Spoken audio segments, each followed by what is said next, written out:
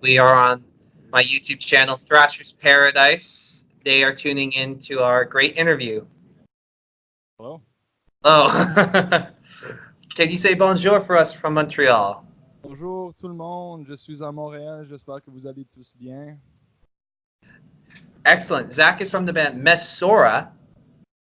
Got it right that time. So I'm just going to ask this quick question. What inspired the band name? I wanted to use the name Messorum, which is the Latin word for reaper. Once I was just looking for band names. Just what do? You translate things to Latin, right? Yeah. So I was probably really into Children of Bodom or something. I was like, Reaper, let's do that in Latin. And it was Messorum, which is spelled pretty much the same way as our name, except instead of the A, it's E-M. And then I saw there was already like a metalcore band from Louisiana, and then a hard rock band from Mexico, I think, called Messorum. So I was like, well, there's already two bands. I can let them fight, but over that name, I'll do my own thing. And then I just came up with the alteration. Awesome. Now, you guys are releasing a new album, correct? That's it. Yes. It's called The Door, out on October 4th. Awesome. So, what was the main writing process going into it? Well, the writing process is all me. It's like a one-man band, I'm a lot of the bands that I gravitated to when I was younger ended up. It turns out they were kind of one-man things. Not necessarily like Metallica is very Hetfield centered. Children of Bodom very Alexi Laiho, Opeth very much Michael Ockerfeld's thing. 9 Inch Nails. Yeah. And somehow that kind of workflow just rubbed off on me. I grew up in a small forest town called Chelsea, just outside of Ottawa, where there were very little band members to find. No one I could really play with. I had a high school band that weren't really interested in what I wanted to do. So I just do everything myself. I'll write the guitar riffs. I'll come up with the lyrics, come up with the drums by MIDI. And obviously we have live members to play the shows and to record with. But writing process is a solo thing. What do you feel the hardest part of the writing process is? I guess obviously if you're stuck and if you're in a collaborative environment, someone else can come in with their ideas and unstick you, get the flow going again. I'd say that's one thing. If you're stuck, you're stuck. There's nothing really. It's true writer's block. You're alone at your typewriter with nothing to say. And also just getting in your own zone too much, getting a little too weird, because you have no one to be like, hey, you shouldn't be making a 12-minute song just because 12 minutes. You're like, but it's fucking cool. I worked really hard on it, Look at all these riffs I put together, and like you're just kind of you're prone to a little more wankery than maybe you should be if you're trying to serve the music and not yourself. Right. What was the hardest part of this whole album process? Oh man, I don't know. This whole album has taken very long up to now. I think I wrote the first song, The Door, when I was 17. And now I'm halfway through 21. So it's just a lot of things happening. I never thought that I would come up with a record with it. I just wrote that song, came up with a few other songs. Then with friends of mine, we came up with the first live lineup of Messora, and then we just started playing shows. And then I was like, oh, I should make a record. And then I guess it was consolidating all those ideas to create a tight record and not just a bunch of tracks that I wrote when I was a teenager. And to help take the best parts of all that and make sure that it sounds mature, like I said, concise, and I guess compiling ideas is what I would say from a very long time frame into this, to distill it into something that sounds like a real record, even though most of it was written, like I said, over a span of 4 years or so. Awesome. Now, I'm assuming this is your debut album. This is our debut album, yes. Do you feel that this for you guys will be the best representation of what this band has to offer? Well, I don't know. I think it's the best representation of these songs. I think what we did with the songs that I wanted to do for this record, I'm extremely happy with how it turned out. I really think we did a good job. Everyone who played on the record, me and the producer, John Ledzik, just like I said, compiling things, getting the production cool, the right effects, the right transitions between songs. I think it's really great. However, because a lot of it is a little dated, like I said, not that I think it sounds dated or it's bad, but I'm myself thinking about other things now. I have other ideas on the horizon that I really want to get out. So once this is out, I'm really excited to keep making more records and put out more music, because I would not say that this record right now is a representation of how I feel at this moment, because I've been working on it for a little while and I've evolved. How so have you evolved? Well, like I said, I think I'm a little less prone to the wankery that I was talking about earlier. You know, there's a lot of very long songs on this record that I think are great, but I was definitely like, I want to make a long song. Whereas I think I'm just more concerned with just making a good song rather than a technical, long, complicated, progressive song, whatever. You know, I think I have a little more the bigger picture in mind now. I think I'd like to incorporate elements from other genres than just various metal genres. I started getting a lot into noise rock and post rock, bands like Daughters and Swans, and brush up my Opeth influence a bit more. You know, get some more acoustic guitars, get some Mellotron in there. You know. I get that Whittle Pain in there. Yeah, exactly. And like I was talking about Nine Inch Nails as well. I really like how their album, The Downward Spiral, every song sounds almost completely different. It's totally different genres the whole way through, but it turns out to be such a beautiful experience when you listen to it the whole way through. It doesn't sound like a bunch of random songs. So I'd like to do something like that as well, where it's really varied the whole way. And I tried to do that with The Door. Obviously, there's a few tracks that aren't just metal tracks, but more. Awesome. What was the main inspiration for the band's sort of genre? Oh,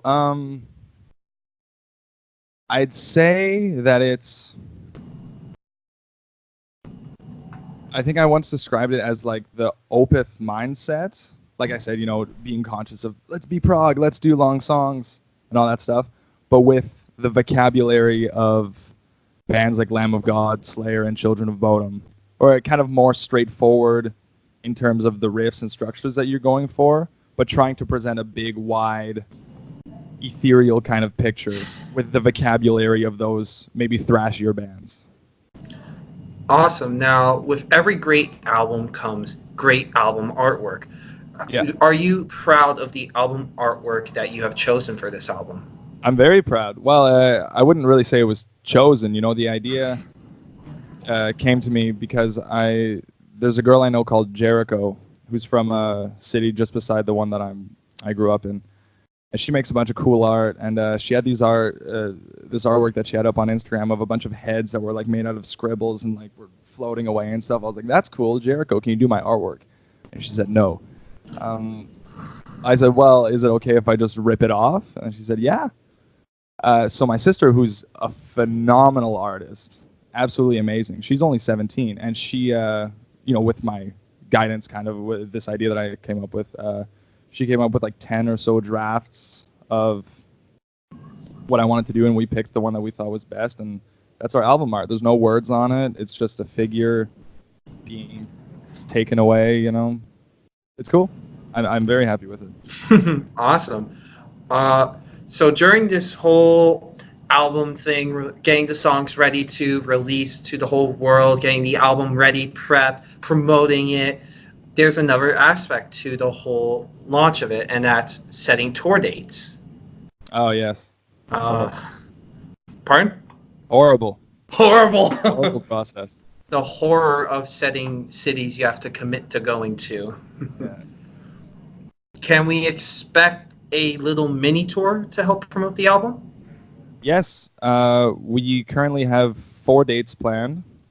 I was hoping it would be a little less mini than that. I was aiming for 8, but because we're still a very young band, and I myself haven't been involved in any kind of scene beyond this project, I don't really have the connections yet to do everything myself and whatnot.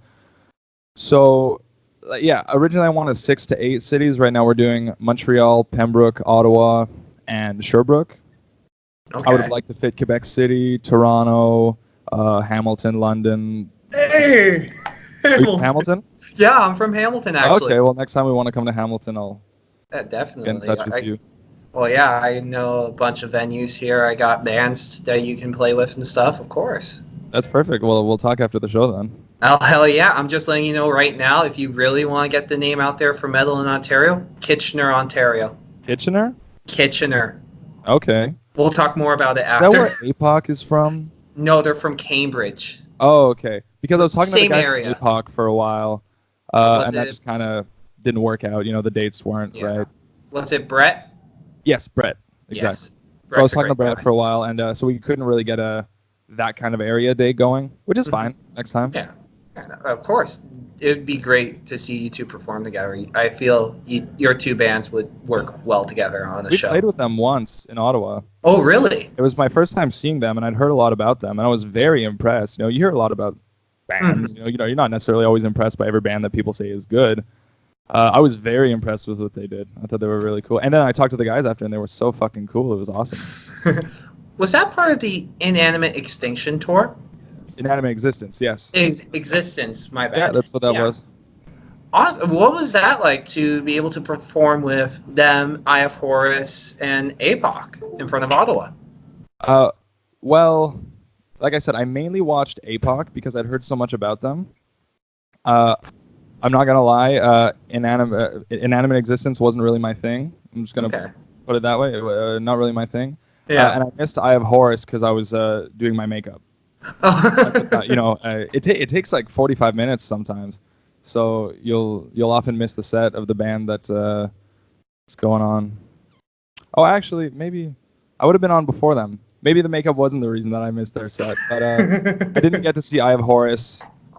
It was cool. It's always cool getting on, you know, shows that are not just local shows. Bands that you've seen a lot of hype about, and you're really like when we opened for Carrick Angren, I was freaking out. Oh wow, you opened for them? Yeah, in Ottawa as well at Maverick. That's awesome.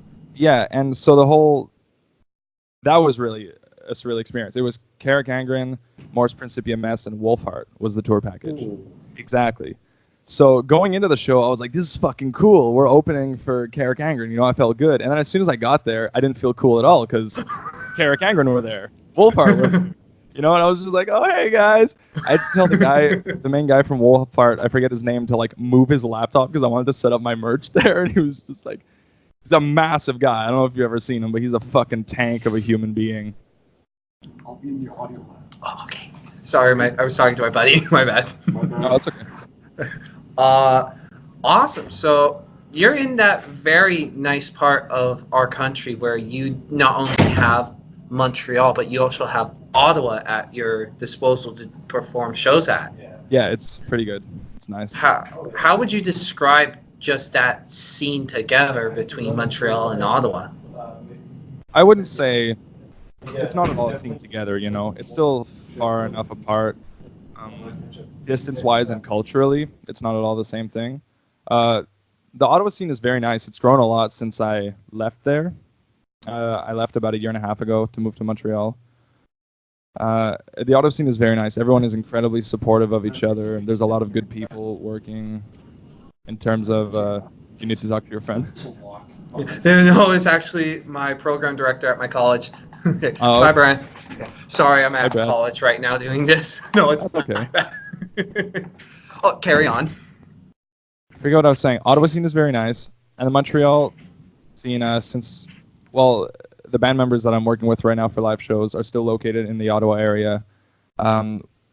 We played a decent amount of shows here in Montreal, but we're not really so much part of the scene yet, I think, because we don't have the 4 guys here. Okay. But the scene here is really cool. I'd say, like I said, the Ottawa scene is very supportive, especially from, you know, bands to bands and other people, you know, photographers, studio people, all going to shows and mingling and being really cool. But I'd say there's a bit more of a audience of just fans here in Montreal. There's more people who aren't necessarily playing in a band who go see shows. They just go see shows. You know, there's a lot of people who aren't, you know, wearing black shirts and cargo shorts coming to your shows. You know, there's a lot of people who don't necessarily look like metalheads, but they're still really down for a cool metal show because it's happening. Yeah, That's what I've noticed. Oh yeah, I feel Montreal is very much one of our more metal places in the country, with Heavy MTL also there every year. Yeah. Have you been to Heavy MTL? Yes, I went this summer for my first time. Oh, how was that? It was awesome, man. I got a really, really nasty sunburn the first day. When I was 15, I was having a checkup with a doctor, and she's like, your skin's kind of dark. You probably don't need to wear sunscreen. And I just took that to heart. I was like, yeah, I'm never wearing sunscreen. So previously, the only time that I'd ever gotten a sunburn was in Mexico, and it's Mexico, so obviously it's going to be very Yeah. hot. So I figured, well, I wasn't impervious to the Mexican sun, but I can withstand Canada. But no, first day of Heavy, I got such a crazy sunburn. It was horrible. But the bands were very good. It was really fun. And I got in for free because I was just giving out flyers. I was working with this company here called Extensive Enterprise, big promoter here. So I was just handing out flyers for the first 2 hours or so after doors open, and then free entrance. It was great. That's awesome, man. Finally got to see Slayer. I thought I was never going to see them because of their last tour, right? But Yeah. the fact that I got into this, I was super happy. Well, you were part of history. You saw the last ever Canadian Slayer show. Yeah, man. And oh man, it was so cool. And beyond it being a Slayer show, it was kind of emotional towards the end because you're like, man, this is fuck, man, this is it. Yeah. It was, Pardon? it was a very good time. Okay, sorry. Your mic cut out for a bit, and I was just like, oh, wait, what? What did he say? Huh? Sorry, but the mic sounds fine. Oh, yeah, the mic sounds fine now. It was just that little small bit I didn't hear. Okay, great. Excellent. What are you drinking? I'm drinking some coffee Okay. in my Dark Side of the Moon mug. Ooh. Yeah. Is your coffee black? My coffee is not black. My coffee is with not only milk but vanilla soy milk. So am I to assume you're not a fan of black metal by that logic?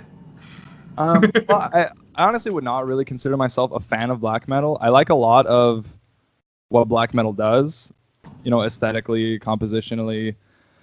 But sometimes I have a bit of a hard time getting through a whole black metal record, because Okay, fair enough. sometimes it gets a little long. I used to like Behemoth a lot. I still think they're cool. I just don't listen to them that much. Funnily enough, I really like Burzum. Burzum puts on a really good vibe, I've shown it to a lot of other people, and they're like, I can't. How do you listen? There's just something about it. It's just cool. MGLA. I haven't listened to the new record that they put out, but I've heard it's quite good. Excellent. I keep saying It's like yeah. It's so common nowadays just to say like well. Yeah. Yeah. I'm gonna try and say this without saying those three words I just mentioned. Good luck. Yeah, oh, thank you. What do you personally prefer? Just releasing a album with songs that are different, or releasing one concept album? Well, the record that we're going to release in under a month is a concept album. And I generally like concept albums because I don't think it necessarily matters, say that there's a story to the lyrics. Obviously, it's nice and it's part of what makes it a concept album. But I think that when you have a concept album, it shows that the bands or artists working on it were very meticulous in the conception of the record and are very aware of the listening experience of the record as a whole, as a piece of art. Like I said, The Downward Spiral by Nine Inch Nails, phenomenal album. I love it to bits. It's one of my favorite records because of how you feel like you're watching a movie the whole time, in the sense that you start it and then it's done and that's what you did. You don't just go listen to Closer and then whatever, you know what I mean? Yeah, you have to listen to each piece, each song before you get to the end. Yeah. I'm trying to explain something I don't know why. It's okay. For example, today I went out to the record store and I bought Jane Doe by Converge on vinyl. Ooh.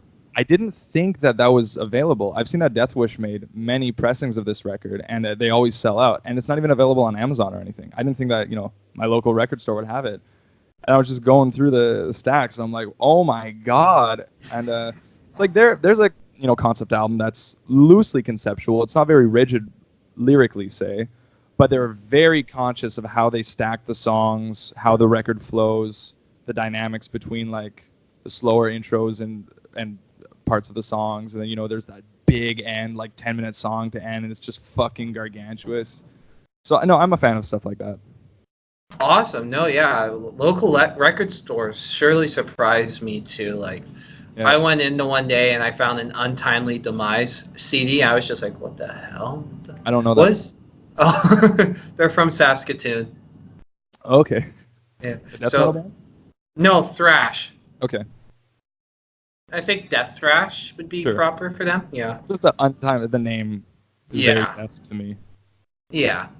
No, there's bands everywhere in this amazing country that I feel need more exposure. Like you guys.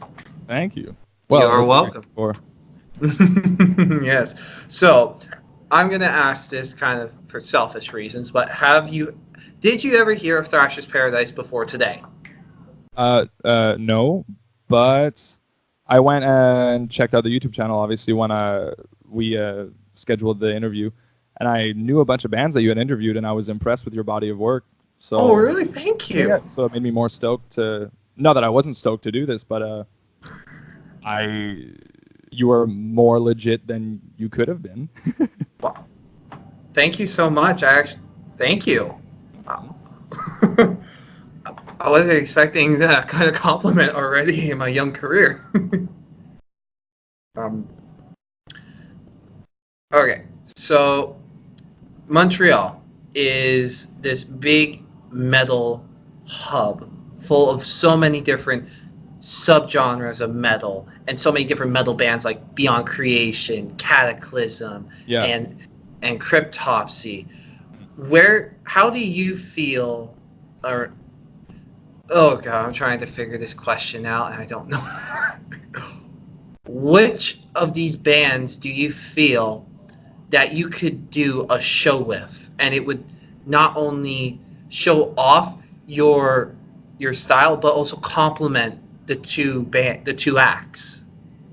I would say, I don't want to be mean now, but like I'm not really into Cryptopsy or Beyond Creation for the same reasons that like I said, I didn't really like Inanimate Existence. That kind of just tech sound is just not my thing. Okay. I think we could do. I think a really cool show would be us with the Agonist, actually. Oh, okay. They, like I said, like they have that kind of thrash vocabulary. They have riffs for days. They're aware of making things slap. Mm-hmm. And it's kind of different from what we do, but I think it would still, it grooves pretty hard, and I think we could put on a good show together.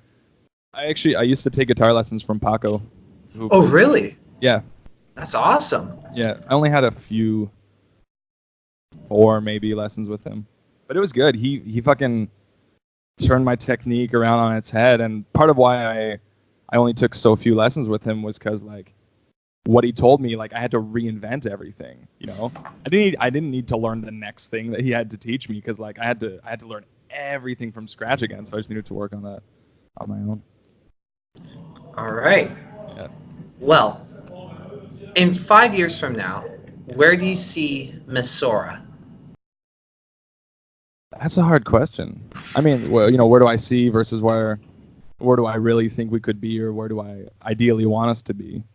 I think in 5 years, I really would like us to have a decent slot, at a heavy MTL.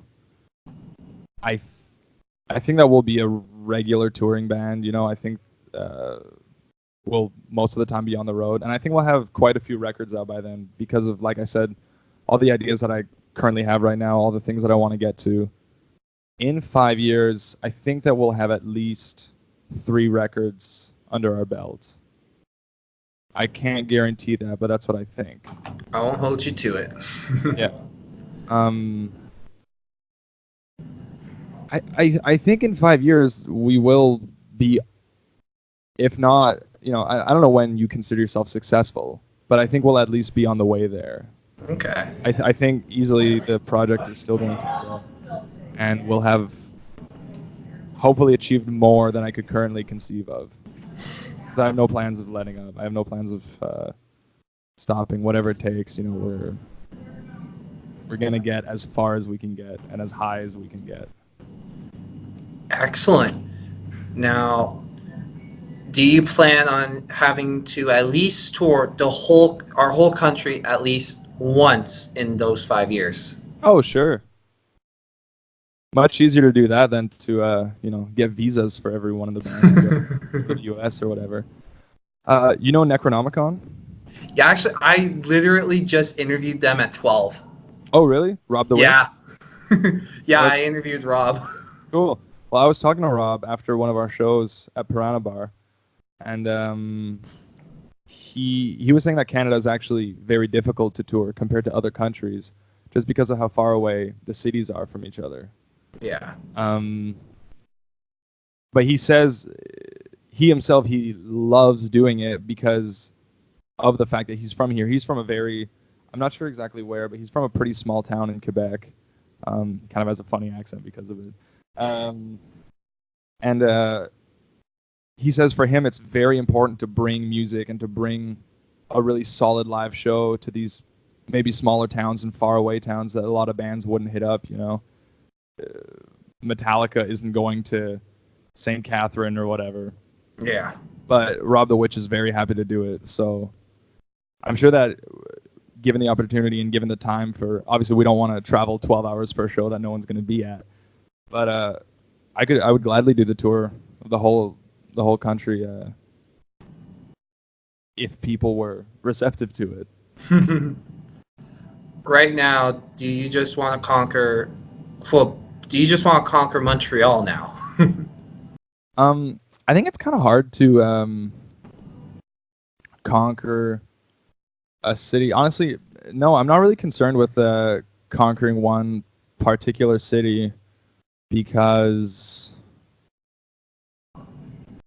I just think that I don't think that's how things work so much anymore. Now that everything is on the internet, and it's not like you don't need to get big in your scene before.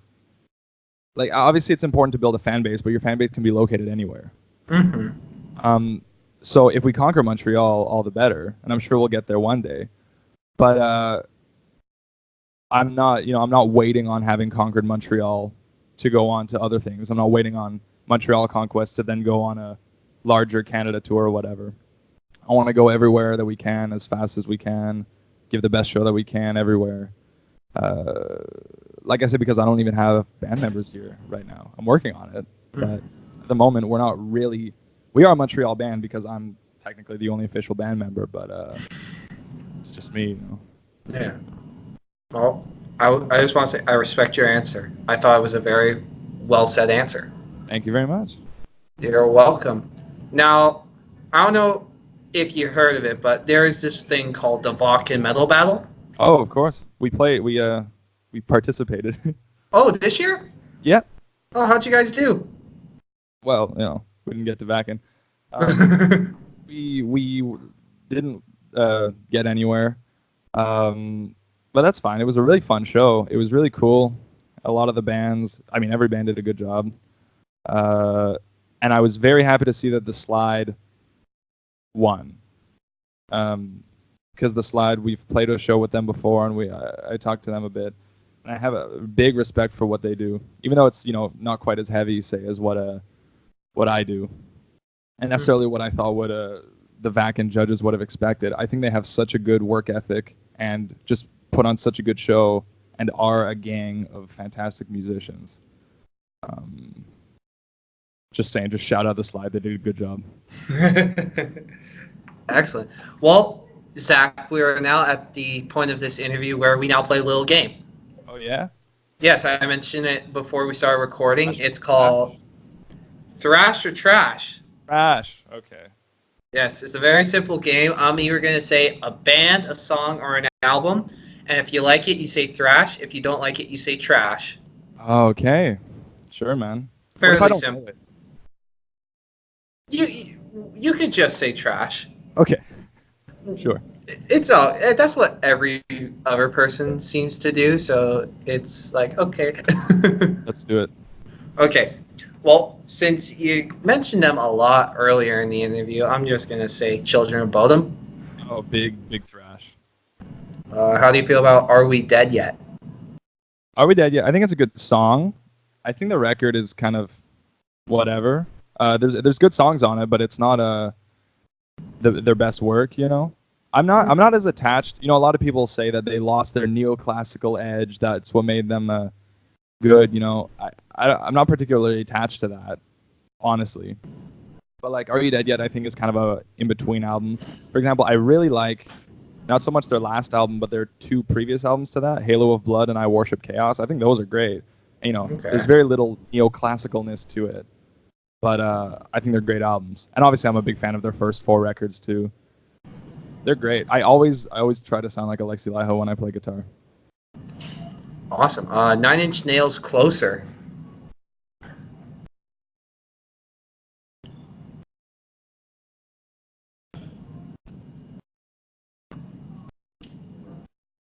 Zach?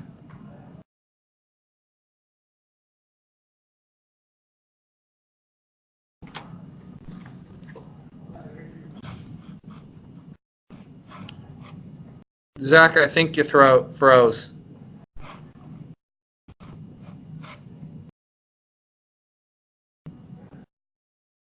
Hold on a sec. Closer by Nine Inch Nails. Hosted by Nine Inch Nails. Well, massive thrash, obviously. It's a great song, and I'd say probably one of the highlights on the Downward Spiral. But people need to listen to the whole album and not that song, not just the song.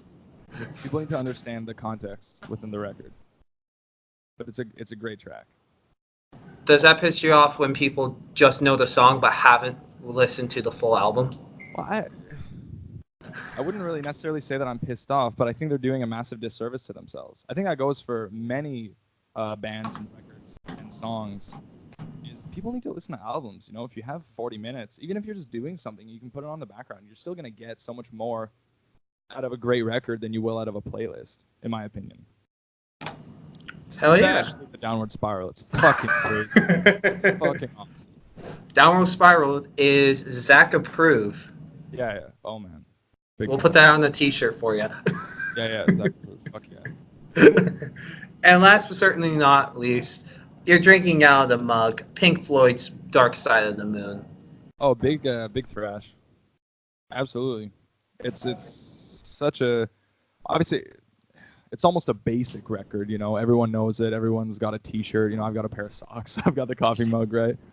But it's a stellar record, and I think compared to a lot of, you know, progressive rock that was happening at the time, that's a little, you know, noodly, a little weird, a little all over the place. You know, this is so cool, concise, obviously a concept album. They were aware of what every song was doing. And it has such a great vibe, you know. Yeah. People say it's, you know, people say that Pink Floyd is calming, you know, because I guess it kind of has that vibe, but it's also disconcerting if you really understand what's happening lyrically and thematically, you know. Pink Floyd, seriously, big thrash overall. Honestly, I'm a bigger fan of the record Animals, but Dark Side of the Moon right underneath. Hell yeah, man. Good choice. Can't argue with you on that one. That's a good album too. You're welcome. Okay, we're now at the point of the interview where I ask one last final question. It's a very important question. We call it the poser question. Poser question. I'm Yes. scared. Don't be. It's a very simple question that we ask to everyone on the channel to ensure that we are talking to metalheads. I'm scared because sometimes shit like this is like, I don't know, what is Anthrax, whatever, and then I gotta be like, I fucking hate Anthrax, you know. Like, anyways, No, go ahead. Don't worry. The question is much simpler than that. The question's simple. Who would win in a fight, Lemmy or God? Who would win a fight, Lemmy or God? Yeah. Right. Well, obviously the answer is Lemmy is God. Damn right, man. See, I told you it was going to be easy. Very easy. Yeah, we give the easy questions, so if it takes longer for them to answer, then we obviously know they're posers. Yeah, of course. Well, Zach, thank you so much for appearing on Thrasher's Paradise today. We really appreciate it. Thank you for having me. This was fun. Super Ain't fun. no problem. We will definitely have you back on again if you're cool with that. Absolutely.